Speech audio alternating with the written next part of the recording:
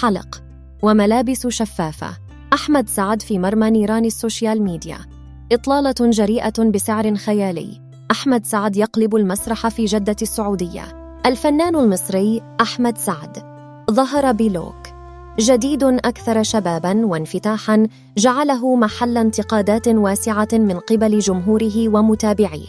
أثار الفنان أحمد سعد حالة من الجدل عبر مواقع التواصل الاجتماعي بعد ظهوره بملابس شفافة في حفله الأخير بالمملكة العربية السعودية، مما تسبب في حالة من الغضب والسخرية من قبل نشطاء السوشيال ميديا.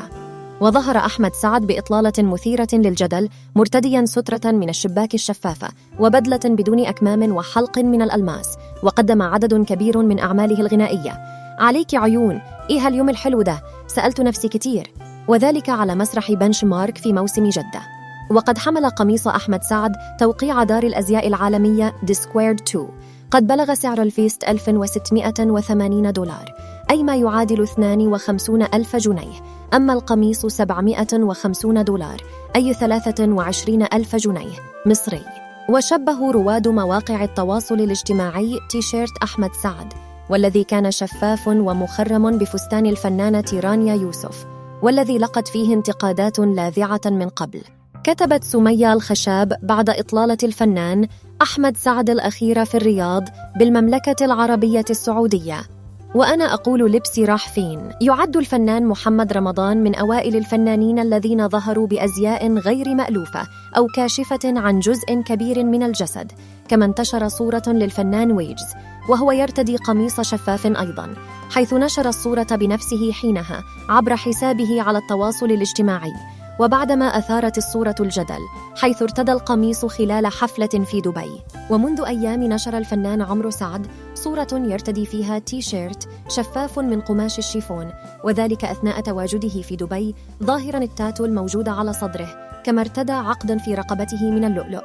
والفنان أحمد مجدي كذلك نشر صورة له منذ أيام وظهر فيها بتيشيرت شفاف، وكانت غلافاً لإحدى المجلات، ونالت الصورة انتقادات الجمهور أيضاً. وشهدت إطلالة أحمد سعد تفاعل عدد كبير من مستخدمي التواصل الاجتماعي بالتعليقات التي تضمنت أبرزها: القيم والأخلاق والرجولة والشموخ والعادات العربية الأصيلة في خطر.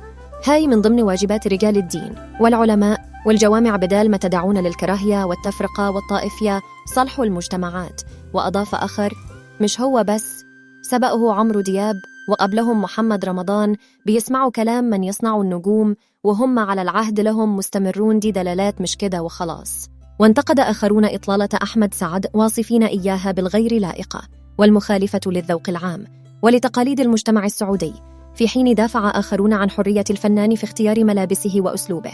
وكان أحمد سعد قد أحيا حفلاً غنائياً برفقة الفنان محمد فؤاد وشقيقه عمرو سعد، وقدم باقة من أغانيه الشهيرة التي تفاعل معها الجمهور.